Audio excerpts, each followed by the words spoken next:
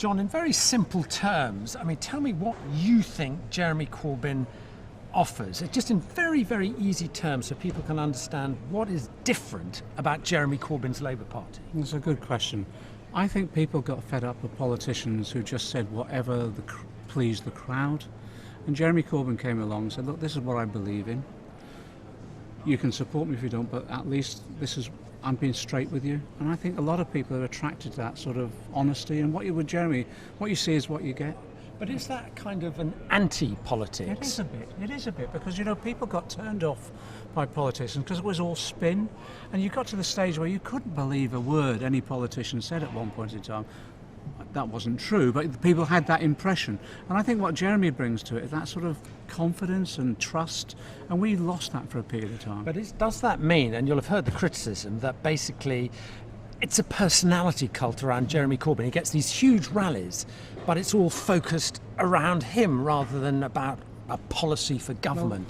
Well, what's interesting about that, there's these huge rallies, but most of those rallies are taken up by people getting up from the floor and saying, I've got this problem, and these are, I think, what the solution is. So there's a sort of a reinvention of politics. For a long period of time, we've had sort of politicians talking down to us and politics coming from above and solutions coming from above. What Jeremy has done, just in his personal style, he's unleashed all these ideas coming from just ordinary people like that, saying, look, I've got a problem with housing. How do we sort it out? Well, we build council houses. My rents are too high. Well, we used to have rent controls in this country, and they have right the way across Europe. Those sort of solutions are coming from the people themselves. Okay, is it fair to say that basically Jeremy Corbyn is a socialist, and he wants a socialist style of government with much greater state control and state intervention? Is that basically what he's about? Let's talk about what socialism is, because sometimes they use that as a dirty word, and we've got to rehabilitate that word. What we're saying for socialism for us is a society that's radically fairer, where corporations pay their taxes, something that's more democratic so people can have more of a say, and also more equal. We're living in a society now more unequal than we've ever seen in generations, but it's got to be based upon a really prosperous economy. But we want that economy to be economically sustainable, no more crashes the way they went in 2008, environmentally sustainable because we've got to tackle climate change, but also that prosperity has got to be shared by all of us, not just an elite group. That's for me, that's socialism. Now, people have different versions of socialism. This idea it's all the state, I think that's gone. Okay, it's about people having their own solutions. Let me put this to you, that basically it's kind of old school politics, because what you're talking about, well, let me just run this past you. You're talking about things like not going ahead with nuclear weapons. You're talking about a bigger role for the state. I mean, these were kind of ideas kicking around in the 70s. I just disagree with you. I think this is about modernising politics and going forward. Let's take the example of the role of the state. There will be the role of the state that we need, because that's what's happening elsewhere. I'll just give the example. Rail.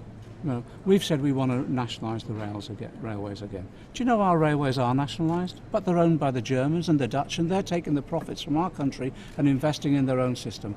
What we're saying is you use the state when it's effective, but more importantly, you use the resources of communities. So we want to work with the wealth creators, the entrepreneurs, the workers themselves, like they do in America, where they invest from the state to develop the products and the markets that make us prosperous. Okay. That's all fine and dandy, but who's picking up the tab for this? Because, I mean, listening to all the things you say, nationalise the railways, abolishing student fees, restoring grants, I think you want to spend $500 billion investing in infrastructure. Who's picking up the tab for this? Let me just say, on the renationalisation of the railway, it doesn't cost anything, because when the franchises end, you just bring it back in, so there's no cost to that. But in terms of, we've got to get a fair taxation system, and at the moment, ordinary people, middle and low earners, are carrying the heavy burden of taxation. And what we've seen in recent years is the corporations have their taxes cut year on year on year. And what are they doing? They're not taking that money and then saying, I'm investing in it. They're sitting on the moment at $500 billion at least, not investing of earned income. Also, we want the corporations, and to be frank, the rich as well, paying their taxes. We've had so many scandals on tax evasion and tax avoidance that we think We need a fair taxation system. On that basis, if you had a fair taxation system, you'd start investing, you'd be growing the economy, and in that way, like Germany and elsewhere, you'd have a prosperous economy. Okay, you said at the beginning that you're a socialist, it's not a dirty word. We're having a cup of tea here because you're trying to woo Labour MPs, you're taking them out for cups of tea. Let me ask you this. If you had to choose having a cup of tea with the following, who would you pick? Go on. Karl Marx, Leon Trotsky, Vladimir Ilyich Lenin, or Joseph Stalin? Who would you have a cup of tea with? None of them at the moment. I tell you, Call yourself a socialist? Well, at the moment, I tell you, I meet with a group of economists who give me advice on the systems, etc., who are modern economists, and I find it really exciting. So I'll just give people a name, and it's worth reading him up. It's a guy called Joe Stiglitz. Okay, tea with Joe well, Stiglitz. Joe's an American, but he's saying that we need to rewrite the rules of our economy. Okay. And I think if you start reading some of his work, along with our other advisors, you can see where we're getting our ideas He from. probably drinks coffee, given he's an American. Thanks, anyway. well